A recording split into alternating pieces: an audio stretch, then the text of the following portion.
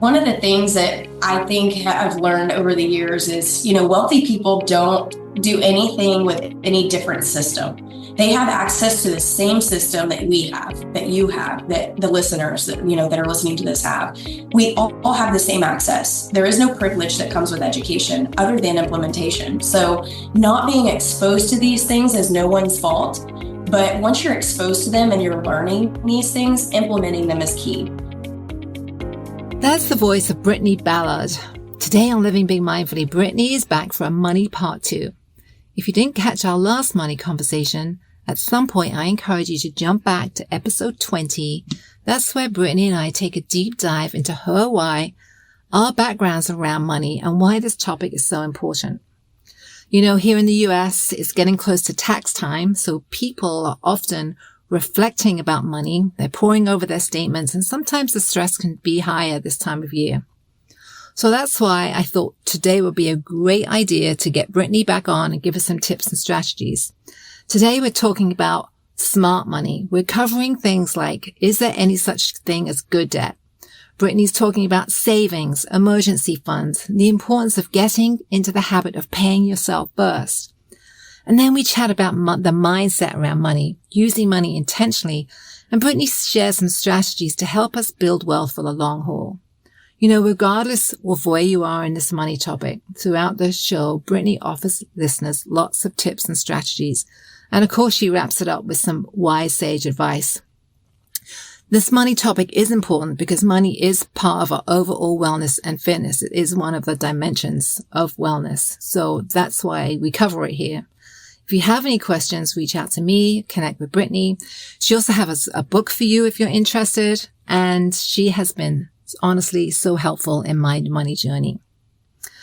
Remember too, I'm so excited. The tickets for our Women's Wellness Expo, April 20th, are on sale. And now the spots are going fast. So that's really exciting. So come and join us for this full day celebration dedicated to women's health and fitness.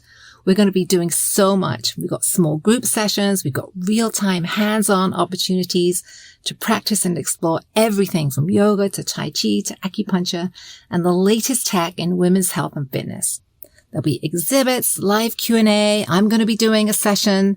There'll be giveaways and so much more. You will leave with a personal roadmap, inspired, refreshed, and empowered with all the tools you need to create your best life. So jump on today, www.womenswellnessexpo.com or katechampionauthor.com on the Expo tab. Grab your tickets. And as always, I thank you. I'm here for you. I support you. I'd love to see you in Houston. All right. That's it. Here's Brittany. Enjoy.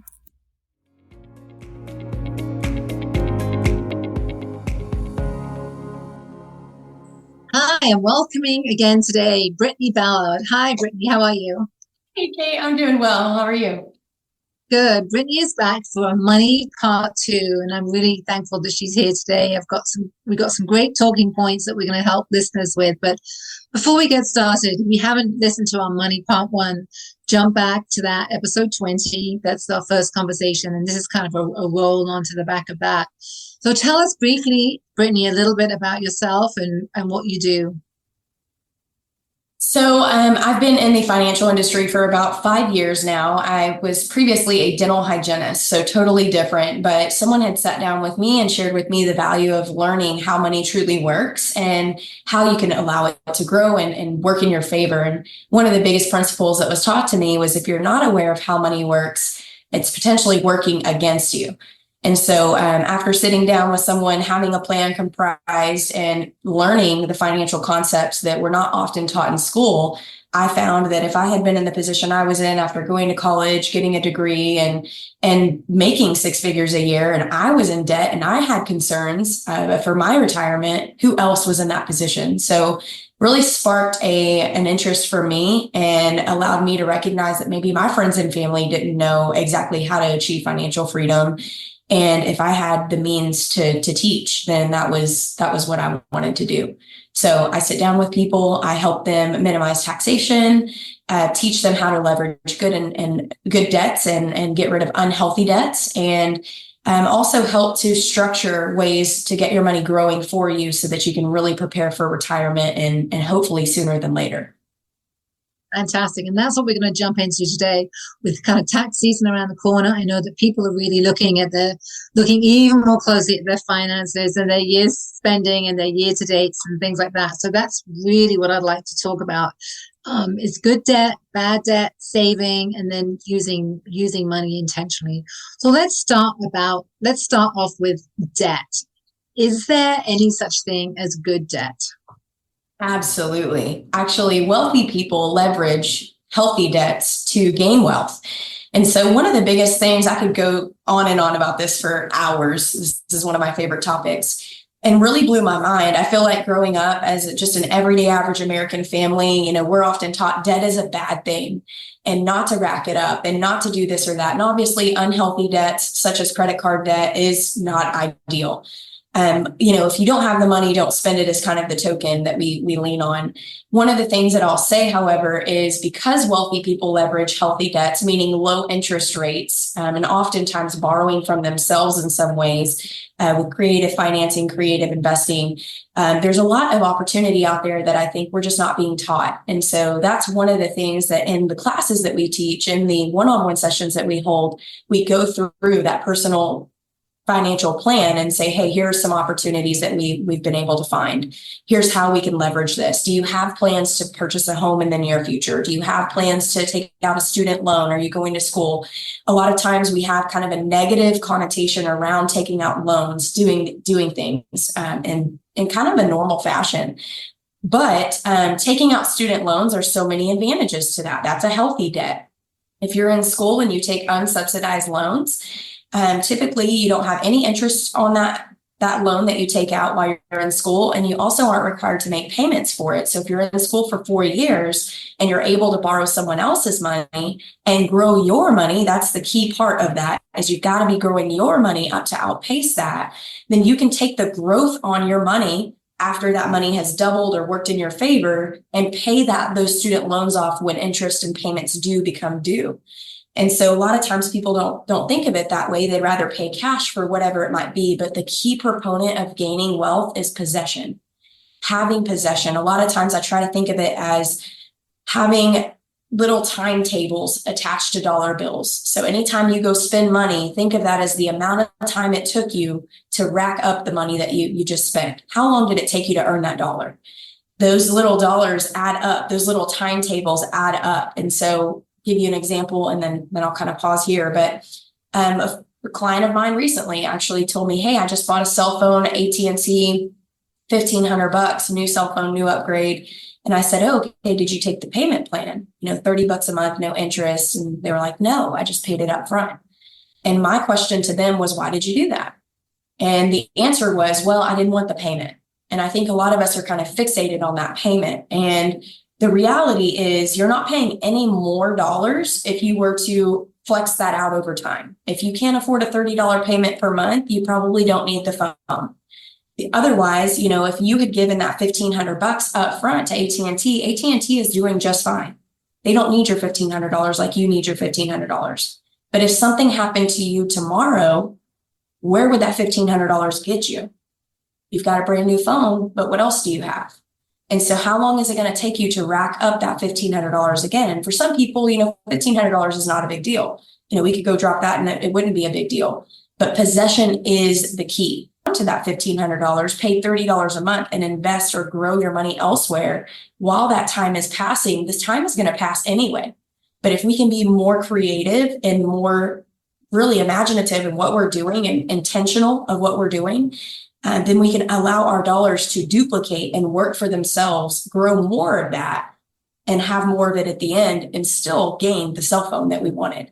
So there's a ton of ways to really leverage and slice and dice. But healthy debts versus unhealthy debts is crucial to understand. And that's something I walk people through is, healthy debts are things like your mortgage. If you pay off your mortgage today, is it more valuable? No. Same with your car. Is it more valuable? No. They're based on what the market is doing. So yes, you can build equity in your home over time, and that's going to take place no matter what. But paying it off is not going to give you bonus points. It's not going to give you more value in the home or in the car. In fact, cars are depreciating assets. So unless you own an exotic car that's hundreds of thousands of dollars, it will depreciate over time. So you've got to be mindful of how you pay your minimum payment, or if you're paying more. And that's one of the things I usually don't recommend, is paying more on a car.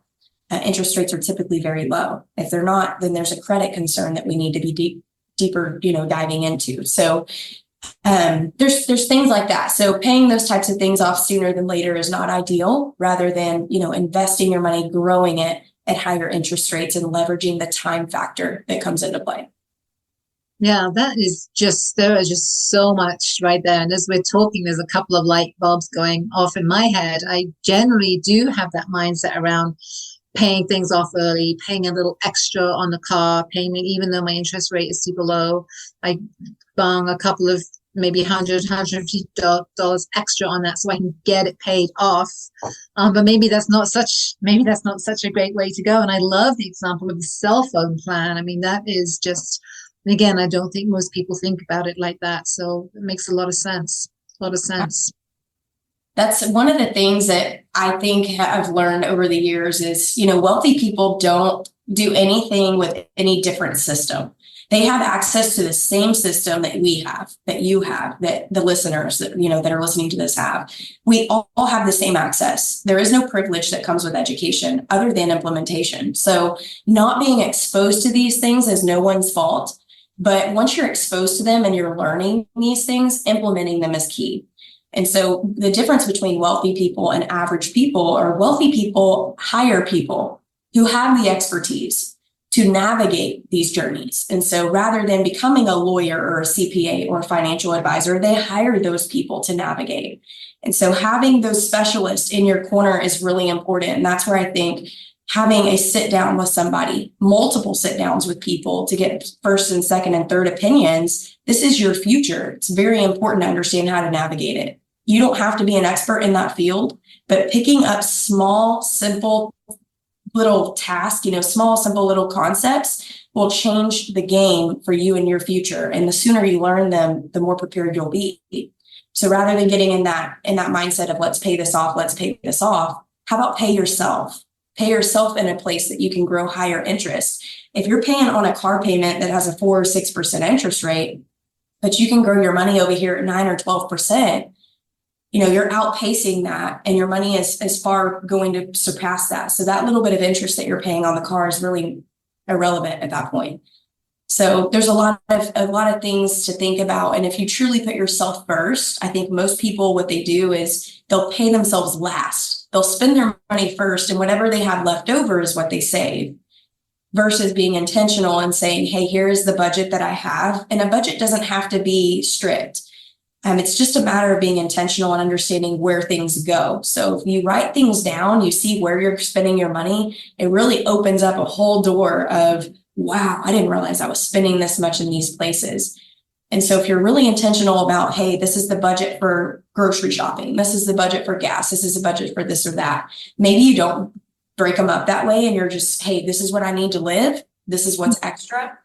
And then paying yourself first is really important. I never really understood that because I came from a place where I was living paycheck to paycheck. And I thought, well, what money can I save? I have no extra. And while sitting down with somebody, not only opened up opportunity for me to learn, it also allowed me to recognize I had opportunity at my fingertips. That gentleman was able to tell me, hey, we have $200 right here we can save for you. Money that was already going out just by running quotes and being competitive in the market on health insurance, car insurance, life insurance, retirement planning, just repositioning dollars. And so that's what I do when I sit down with people is recognize opportunity and reposition dollars to minimize taxation, to minimize debt, to be able to free up more money to live more comfortably today, but also to prepare for your retirement. Yeah. And again, this time of year, people are really looking at, what's going out, savings, what are they saving? And I love that concept of paying yourself first. And it really does go into kind of savings. And let's switch gears. Let's talk about savings. What do you think about kind of emergency funds, savings account, kind of this concept of paying yourself first? Tell me a little bit about what we really need and what's really maybe not as important as we think. Absolutely. So I think that a lot of times we associate savings with a bank account. We associate it with safety. We want access to the money. We want liquidity. And so the trouble with that is if you set a ton of money in a bank account, you are not going to get growth. In fact, for every dollar you put in a bank account, the bank is willing to lend out $13 to grow interest on that. And they're giving you or forwarding you less than 1% growth in a checking account typically. In a savings account, you typically have opportunities for high yield savings, 4 to 6% interest. And while that's great, it's still going to take time for your money to grow. And most of us are pulling from that over time. So if you have kind of in your mind, have an emergency fund, something you cannot touch that grows at a higher interest, there's actually opportunity for you to save money in vehicles that are doing much better than savings accounts that still allow you the opportunity to pull from. And I think that's where there's a disconnect, is a lot of times we think if we're going to have safe money, we can't have access to it. And that's not true. Sometimes people think, well, in order to gain money, you've got to risk it in the market. And that's also not true.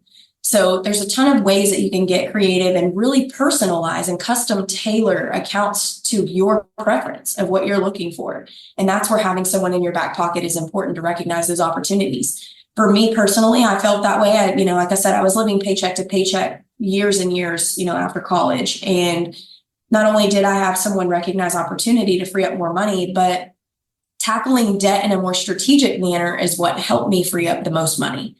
I was actually, and to kind of go back to the debt conversation, I was paying, if I had extra money, so let's say I had an extra $100 and I had 5 credit cards, they were all maxed.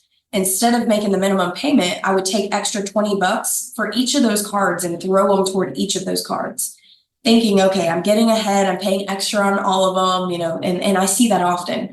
I had followed Dave Ramsey, I'd done all kinds of stuff and was really strict with my approach and very disciplined. I'm not a shopper, I don't do a lot of that. And so I thought I was really following everything to the T, but what I recognized was after learning how money truly worked is I needed to target one debt at a time. So rather than divvying it out amongst 5 cards, I needed to choose a card that I was going to tackle. And so one of the biggest things that I learned that I teach is tackle either the highest interest rate or the lowest balance, whichever you're most motivated by. Some people like to see that the numbers are going down and the cards are being eliminated.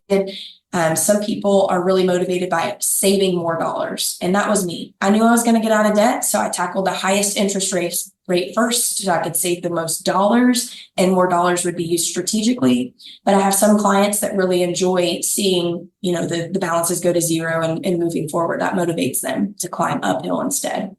So there's different ways to look at it, but targeting one debt at a time, knowing your debt, knowing your interest rates, knowing your minimums, knowing what that looks like is going to really help you dial in.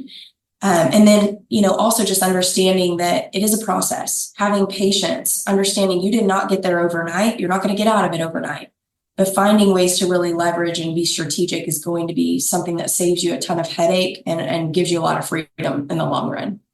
Yeah. Yeah. And then with that, and right, we're supposed to be paying ourselves first. And then what about this emergency fund or this cushion? What do you think about this kind of financial cushion and how, and again, which comes first, the chicken or the egg? What do we do? What do we do first?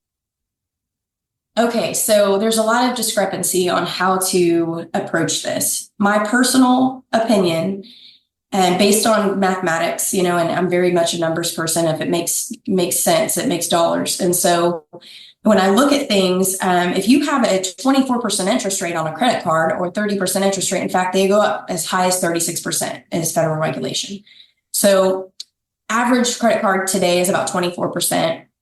Average debt today is about 17% worldwide. So meaning, if you have high interest rates like that and you're not growing your money at 17 or 24%, well, then you're losing money. So it's important that we allocate funds to knock the unhealthy debt out first. You may not have an emergency fund, and it depends on what your debt might be. If it's medical debt, there's no interest on that. So that's a healthy debt. We need to be mindful of paying our minimums on that and keeping everything in check so it doesn't get reported to your credit.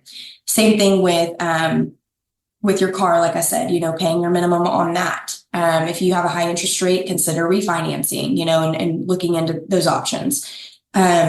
But having high unhealthy debts like credit cards are really important to knock out. So I usually would say all extra money is going to go toward that, and you'll divvy it up and save money for yourself as well. You've got to be doing both at the same time. So if you can save $200 a month, then split $100 toward your debt and $100 toward your growth. The reason for that is the one factor, the one major important thing to take away is time is of the essence. Time is of the essence. That's true in real estate. That's true in investing. Time in the market is more important than timing of the market. And so you've got to understand that if you are not saving, and let's say it takes you 2 years to get out of debt, you've rid yourself of 2 years of opportunity of growth every single month. And that is a really important takeaway. So be sure that you're always saving. It doesn't matter if it's $50 a month, if it's $500 a month, you're saving and knocking out your high interest debt at the same time. So that was one thing that I had to dial in on. Like I said, I was in debt for over 9 years, following Dave Ramsey, out of all kinds of stuff. And as soon as I learned these concepts, I got out of debt in about 7 months. Now I can save money for myself. So it's really important to understand that too. That's powerful. So what about spending? What about mindset about spending? I know some people, money goes through their hands like water. Other people kind of hold on to every nickel and dime. So what about spending and using money intentionally? Maybe some practical tips and strategies for listeners in that area. Yeah, so I think spending is essential. I think that, and I read this recently, that you should save 20%, spend 10. And of course, the remainder, most of it goes to living expenses and things like that. So breaking down whatever makes sense for you, whether it's that model or it's someone else's or your own, just breaking down what makes sense for you. I think that if you know what you need to have in retirement, and that is a goal of yours, then backwards engineering that is important. And so if you can still manage to spend a certain amount, do it. I mean, you work hard for your money. You shouldn't feel like you're having to sacrifice every single day to get to retirement. And then do we ever get to retirement? If we do get to retirement, is it what we expected? So just being strategic in that, whatever your goals might be different than mine, might be different than someone else's. So you've got to take your specific wants and desires and backwards engineer that to say what makes sense. But you should allow yourself some leeway to spend. You've got to enjoy the fruits of your labor. Yeah, I think that's really important because life is now, right? We do have to live life now. And then, we've got to enjoy the day. We've got to, we can't just work and save. And for this kind of never ending kind of future goal. But I do like that kind of that breakdown, that 20, 10, 30. That really makes a lot of sense to me. Yes. It's pretty. That was put to me a little bit differently. So, I mean, like I said, whatever works for you. I know some people, they'll use 70% of their money and they'll save, 30% for themselves. And that 70% includes some of their spending. So just kind of depends. 30% is pretty aggressive. Most people, the recommendation is to save about 10 to 15% of your overall income per year. But 30% is exceptional. If you can do that, great. Most people cannot do 30%, but if you put your mind to it and you backwards engineer a plan and you follow that plan, whatever you plan for will happen. So as strict as you need to be, as flexible as you need to be, you can make it happen with proper planning. Yeah, that's great. That feels hopeful. There's some hope, right? And again, I know right now times are tough for people. The high interest rates, again, tax time. I know that families are really kind of feeling it. That's one of the. Yeah, go ahead. Sorry. No, I'm sorry. I didn't realize you were not done with your thought. One of the things that you hit on with taxes coming in, I think is important to address is a lot of times we get a big bonus back. People are excited. They get money back. They're, most of the time don't know where it goes. I often ask people, how much do you get back on average? And they'll say, oh, 3,000 or 5,000 or whatever the number might be. And, I'll ask questions, well, what did you do with that money last time you received that? And most often people don't know the answer. They're like, oh, what did I do? Oh, I knocked it into debt, or I did this or that. One of the major things that, and I can't emphasize this enough, is don't take that big lump sum and knock it into just debt. Save some of that money for yourself. Be strategic, but also understand that if you're getting that big of a tax return back, we need a second opinion. There's no reason that the government should be holding on to your money for 12 months without you getting that opportunity to save it or, live a little bit better, maintain your living expenses, pay down some debt, save more money, whatever that looks like. You've been rid of the opportunity to do whatever you wish to do with your money because the government has prematurely withheld that money from you in your paycheck. So if that is a thing, if that is a bonus to you, that should be something that should be reconsidered. I like to see people have anywhere from, $0 to $1,000 coming back to them at the end of the year. But anything more than that definitely is due for a reconsideration. That is a great tip and strategy. Thank you so much.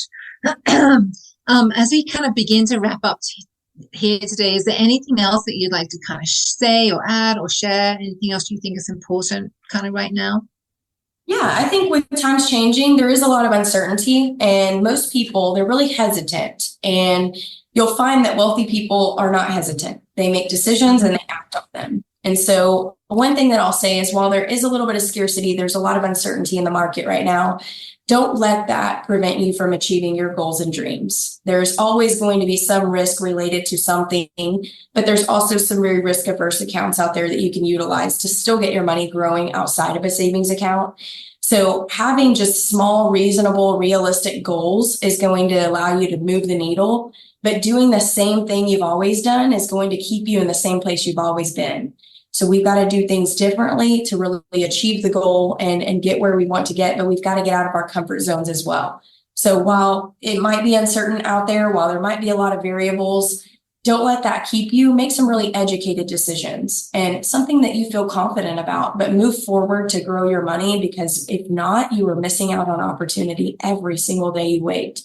So taking action is going to be important in leveraging that for your future and even your present.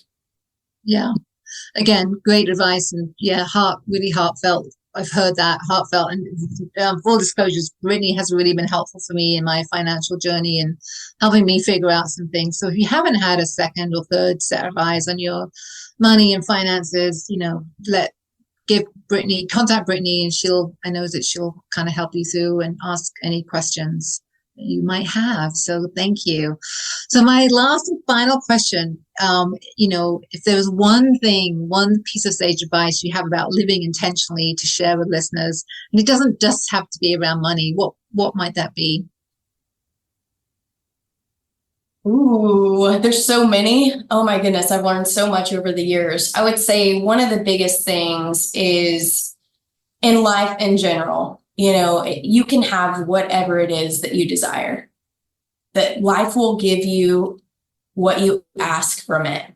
So if you're playing small and you think, hey, I'll never be able to achieve that, you've already counted yourself out. Mm-hmm. But if you really entertain the idea of this is what I want in life, if someone else has done it, so can you. If this is what I want in life, I can get it. And just switching your mindset to positivity rather than focusing on the negative will naturally attract and bring more positive opportunities your way. So no matter whether it's financial or if it's mindset or if it's a promotion or if it's, success in your business, whatever that looks like, naturally gravitating, that type of energy toward you is going to really change the game. So focus on what you can control and focus on the positive, and it will come to you. Yeah, love that. Really well said. Thank you. Thank you. So Brittany, where can people find you? That's my last question. So I am on Facebook. That is my most heavily used platform. And my name on there is Brittany Ballard. And I have a personal page and a professional page. So my business page is Wealth Wave Brittany Ballard. And that is where majority of my clients and friends and family and supporters on there will follow to gain some information about finances. I'm also on Instagram. It's at Ballard Brittany. And I have a couple websites that, we'll attach here in the notes, but one of them is howmanyworks.com/Brittany Ballard. And then I have a wealthwave.com/Brittany Ballard.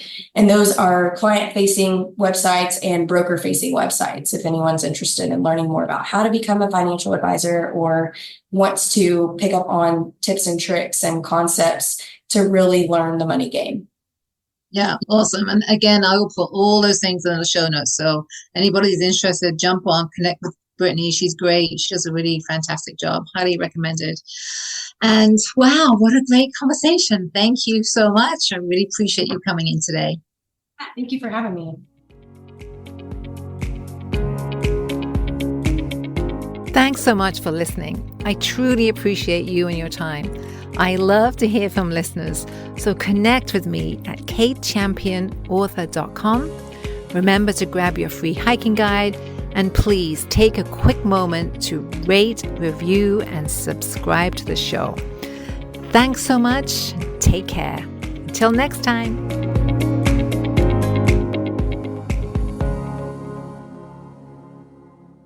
Hey, me again. Just a reminder, this podcast should not be considered professional advice.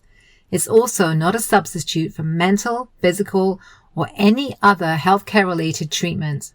For any questions about your condition and/or concerns, please contact a fully licensed healthcare professional. Thank you.